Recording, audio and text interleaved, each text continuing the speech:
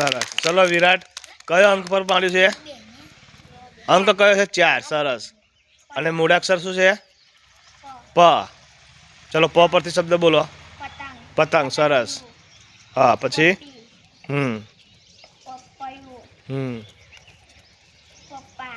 સરસ. આપણે શું ચગાવીએ? પતંગ. પછી આપણે કોઈ પણ વસ્તુ લાવવી હોય તો આપણે શું આપવું પડે દુકાનદારને? પૈસા. શું આપવું પડે?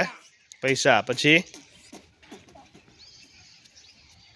આપણે ચાલવા માટે શાની જરૂર પડે? પગ. સરસ.